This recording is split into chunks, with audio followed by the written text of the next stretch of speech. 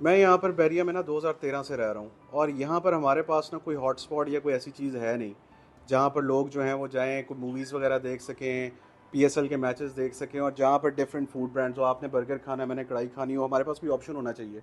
तो वो ऑप्शंस यहाँ पर एग्जिस्ट नहीं करते थे। मैं कोई सिंपल स्टैंडर्ड सा प्रोजेक्ट बनाना नहीं चाह रहा था, मैं इसको चाह रहा था कि मैंने इसीलिए उसको फर्स्ट थीम प्रोजेक्ट बनाया, और ग्राउंड फ्लोर और बेसमेंट जो दिल होता है आपके कमर्शियल का, उसके ऊपर हमने फूड कोर्ट बनाया है। और ये it is going to be इंशाल्लाह द मोस्ट इंस्टा वर्दी, और ये इंशाल्लाह नेक्स्ट हॉटस्पॉट बनेगा बैरिया टाउन का। जी। अच्छा, मुझे तलहा साहब ये आप बताएं कि आपने फूड कोर्ट तो दे दिया है, मगर हमारे बहुत सारे लोग जो है ना वो इनडोर फूड कोर्ट में नहीं जाते, क्योंकि अक्सर जो है समर में लोग जो है ना वो बाहर की एयर को एंजॉय करना चाहते हैं। तो वो कुछ चाहते हैं कि हम जो है ना जो हमारा इनडोर है हम वहाँ पे ना जाएं। तो इसके लिए आपने क्या सोचा है? हमने इसके अंदर जो इसका डिज़ाइन लेआउट किया ना, हमने उसके अंदर हमने एक टेरेस क्रिएट की है। एक आउटडोर डाइनिंग की जी आपकी जी। अलहदा स्पेस है, इंडोर डाइनिंग की आपकी अलहदा स्पेस है, और बेसमेंट में डाइनिंग की स्पेस अलहदा है। ये अभी मैं वो स्पेस आपको बता रहा हूँ जो मेरी पार्किंग से हट के मेरी सिर्फ कवर्ड एरिया के अंदर जो आती है। अच्छा, तो मुझे ये बताएं कि इसमें किस किस तरह के लोग आएंगे?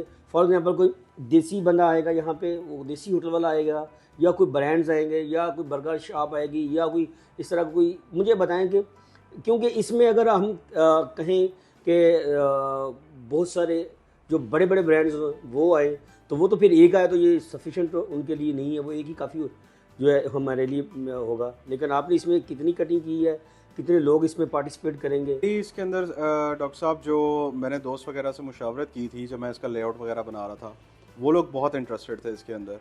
तो जिनसे मेरी बात चल रही है, ऑल्दो के owners are free to invite their own food brands, या वो खुद अपना कर लें, लेकिन मेरी जिनसे बात चल रही है, आपके पास में देसी बर्गर्स, पिज़्ज़ास, कॉफ़ीज़, सारी आपके पास वैरायटी होगी इसके अंदर इंशाल्लाह। तो इसमें कितनी शॉप्स आपने बनानी है?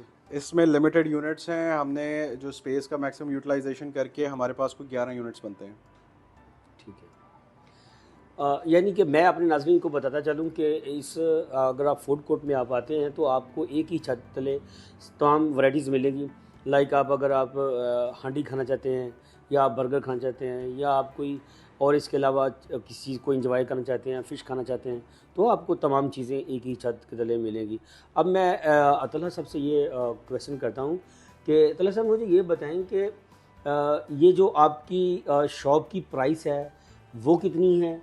और अगर इसमें अगर इसको हम रेंट आउट करते हैं, फॉर एग्जाम्पल मैंने इसको इन्वेस्टमेंट किया है, तो मैं जब इसको रेंट आउट करता हूँ तो मुझे कितनी रेंटल इनकम आ सकती है? डॉक्टर साहब, ये शॉप जो है ये 1,70,00,000 रुपए की है, 2.5 साल की किस्तों पे। गुड। 42,50,000 इसकी डाउन पेमेंट है, जिससे आप बुक कर सकते हैं। और इसका जो रेंट है इंशाल्लाह ये आपका, ये और ये भी मैं वही जो मेरे दोस्त यार थे जिनसे सारे जो डिफरेंट फूड ब्रांड्स रन कर रहे हैं, उनसे आइडिया लेके मैं बता रहा हूँ कि आप इसका 1.25 लाख से 1.5 लाख रुपया रेंट आप एक्सपेक्ट कर सकते हैं। 1,70,00,000 लगा के आपको 1.25 से 1.5 लाख रुपया रेंट आ सकता है। सही। जी नाजरीन, मैंने थोड़े दिन पहले अपने एक क्लाइंट को एक शॉप परचेज़ करके दी है। वो जो है ना 3,30,00,000 की थी। उसका रेंट जो है ना सिर्फ़ और सिर्फ 1 लाख आ रहा था। तो अब अगर आप इस हाइट में Z99 हाइट में आप एक शॉप परचेज़ करते हैं, और आपने जो उसकी पैसे हैं, जो उसकी कीमत है, वो भी आपने 2.5 साल की आसान इंस्टॉलमेंट पे करनी है, तो आपको अगर हम इस वक्त के हिसाब से लगाएं तो उसमें 125 से 150 थाउजेंड तक आपका रेंट जनरेट हो सकता है। सोचें, जब आप 2.5 साल बाद इस शॉप का पोजेशन लेंगे तो आपका यही रेंट 1.25 लाख 1.5 लाख से इन्हांस होकर आपका अप्रॉक्सीमेटली 2 लाख रेंट हो सकता है। तो अगर आपकी बहुत ही आपने जो लोकेशन अच्छी ली हुई है, कॉर्नर है, एक अच्छी लोकेशन की परचेज़ की हुई दुकान, तो उसमें आपका ये 250 भी हो सकता है। तो इस वक्त जो मार्केट के अंदर सबसे बेहतरीन आइडिया है, इस वक्त जो मार्केट के अंदर बेहतरीन प्राइस पे चीज़ मिल रही है, तो वो है आपके पास फूड कोर्ट। और उसमें अगर जब आपको पोजेशन मिलेगा तो आपको एक handsome amount as a rental भी मिल सकती है। हाँ, अगर आप इसको रेंट आउट नहीं करना चाहते, तो आप खुद करना चाहते हैं, तो आप खुद भी इसको रन कर सकते हैं। मगर मैं तला साहब से एक और क्वेश्चन करता हूँ कि जब मैंने एक शॉप का पोजीशन ले लिया, मैंने इसको रेंट आउट करना है, तो वो रेंट आउट मैं खुद करूँगा या ये करेंगे? अगर ये करेंगे तो इसमें ये क्या हमसे चार्ज करेंगे? इसको कैसे इसको प्लान आउट करेंगे? वो मुझे सारी डिटेल बता दें ताकि मेरे नाज़रीन जो है इसको अच्छी तरह से पिक कर लें, समझ लें, ताकि उनका अपना माइंड जो है वो एक मुज़म्मिन माइंड बन जाए। जी तला भाई। अच्छा, बहुत सारे मैंने जिन वेंडर से बात की है वो काफ़ी लोग इंटरेस्टेड हैं, लेकिन मैंने ऑब्वियसली एक क्वेश्चन स्पेस मैंने छोड़नी है। अगर कोई बंदा परचेज़ करके अपना ब्रांड लाना चाह रहा है तो वो अपना ब्रांड स्टार्ट करे। If he wants to rent it out, वो खुद रेंट आउट कर दे। अगर नहीं तो फिर मैं जो हूँ उसको रेंट आउट कर सकता हूँ। मेरे पास ऑलरेडी वेंडर्स हैं जो इसको इंटरेस्टेड हैं इसको लेने में। तो आप उसकी पर मंथ सर्विसेज लिया करेंगे या कि फ्री ऑफ कॉस्ट करेंगे? नहीं, ये सारा रेंट उनको जाएगा। हमारा सिर्फ जो उसको मेंटेन करने के मेंटेनेंस चार्जेस होंगे जो बैरिया में नॉर्मली चलते हैं, इसके अलावा और कुछ नहीं है। वो अप्रॉक्सीमेटली 5 से 10% जो उसका रेंट आ रहा होता है उसमें से 10% जो है वो लोग अपनी एज ए सर्विसेज के तौर पर ये इंशाल्लाह हम अनाउंस करेंगे, 10% से भी कम होंगे। हम कोशिश करेंगे कि जितना कम से कम इसको कर सकें उसके अंदर मैनेज करें। अच्छा, मैं सबसे ये पूछता हूँ कि जो ब्रांड यहाँ पे इस हाइट में आएंगे, जब उन्होंने अपनी कंपेन करनी है, अपने आप को एडवर्टाइजमेंट में लेके जाना है, तो वो एडवर्टाइजमेंट खुद करेंगे या आपने उसका कोई बेहतरीन हल किया हुआ है? अगर आपने कोई हल किया है तो वो मेरे नाज़रीन को आप प्लीज़ बता दें।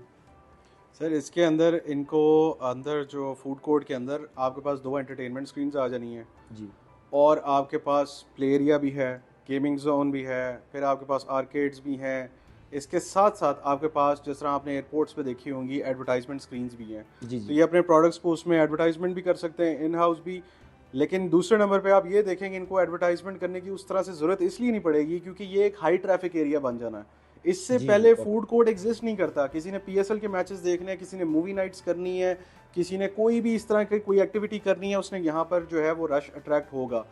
इतना ट्रैफिक इंशाल्लाह यहाँ पर जनरेट होगी कि इनको अपने रॉ मटेरियल की टेंशन होगी, ये टेंशन नहीं होगी कस्टमर कहाँ कौन कितने कितने आ रहे हैं। गुड। जी, मैं अपने नाज़रीन को ये बताना चाहता हूँ कि आप इस बात की टेंशन ना लें कि लोग कैसे आपके पास आएंगे। इनके लिए तला भाई ने बहुत अच्छा प्लान बनाया हुआ है।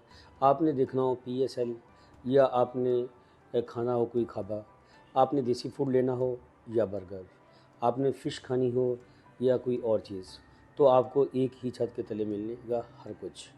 तो आप अपनी फूड कोर्ट की शॉप बुक करवाने के लिए मेरे ऑन स्क्रीन दिए गए नंबर पर रब्ता करें। अल्लाह हाफिज़।